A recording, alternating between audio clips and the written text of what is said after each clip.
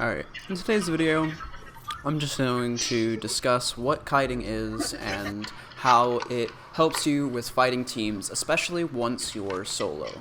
I purposely went into solo trios today just so that I can try to practice and mess around with Fuse, but you can do this whether your team is alive or if they have been killed off.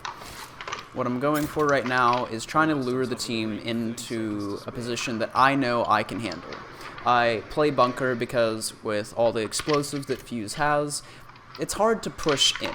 And a lot of times, once they realize that you're solo, they're going to become more aggressive and more willing to separate.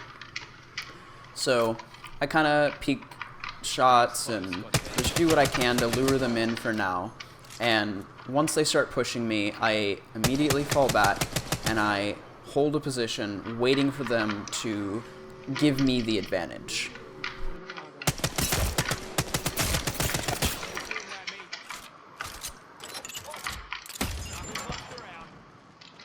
I notice one's pushing up, so I go ahead and back up now. I'm ready with my ult or clusters, or just whatever I feel is necessary.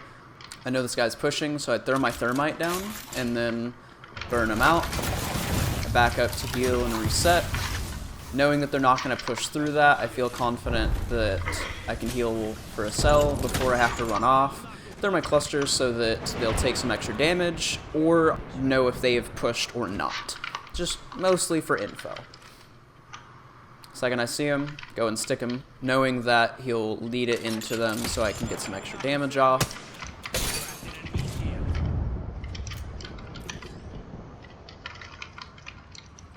And just notice how I'm holding this point, and I'm just throwing down my clusters. I'm checking to make sure there's not a third party coming up behind me, and I'm mostly trying to keep them from pushing me while I continue to increase my shield's level. This Bang uses probably one of the worst ults I've ever seen. Literally not going to do anything. And now that I'm burning them through the smoke, I know that they're pushing up on me. So I just go ahead and use my ult and my clusters, and I keep using everything I have as they try to aggress me. But by kiting, I'm leading them to me. I'm backing up. I'm constantly resetting. I'm constantly forcing them to push me and hopefully separate themselves. I had people land on me, and so I know I have to get out of the situation. I go and let them start fighting, and then I take some shots to push that team back in. I don't want that team to have a good advantage on taking these people that haven't all landed yet. Now that they're fighting, I reset with a Phoenix, and then I push back in. I'm third partying now, and I just go for some sticks, try to do what I can. I don't hit enough shots, so I just try to play off of what I can, and they're gonna push me.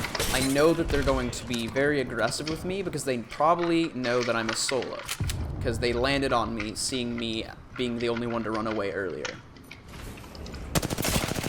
Use my cluster to still get more information, to know when they're pushing and when they're not.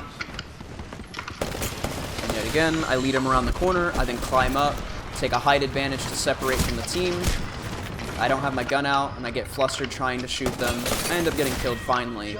But I did all of this as a solo, and this is because I kited. I led them around like a kite is being led in the wind, and I let them follow me so that I have the advantage at any point in time.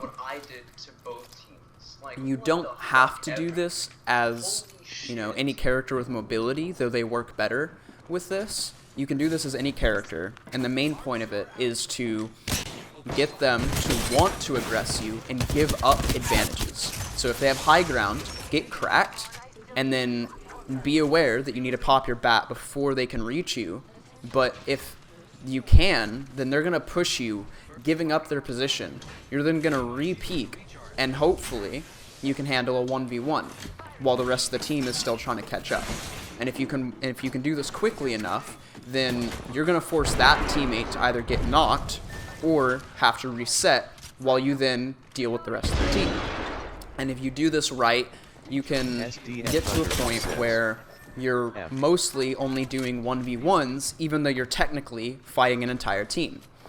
And this allows you to actually have a fair shot at winning 1v3s. In fact, this is the only reasonable way to win a 1v3. because unless the other team is just really bad and can't hit their shots, or you are just top tier, don't miss, the only way that you can win 1v3s is by kiting. Kiting can be done with any character. The main idea is you just keep falling back every single time that you take too much damage or that the whole team is pushing. Pretty much, if you don't have the advantage, you kite. You lead the team away. With Fuse, this typically involves knuckle clustering, nading, or ulting someone that is trying to aggress so that they're forced back. They're gonna say, I cracked him, I got him low, etc. So then that team is gonna push you while that guy is resetting or getting rezzed. Hopefully this makes them isolated long enough so that you can have a 1v2 or a 1v1, depending on if they're getting rezzed or not. You then, as say there's two coming at you, you then use more of your clusters and more movement to keep falling back and try to crack another. If you do this quickly enough, you should be able to have a 1v1. This doesn't always work, but it is your best shot at dealing with teams. Now, if you're with a team, this is even more effective, as if you're each individually doing this, especially with movement legends, or legends that are good at punishing people that separate themselves from the team, such as Gibraltar, or Fuse, or any other legend that can do damage efficiently without taking as much.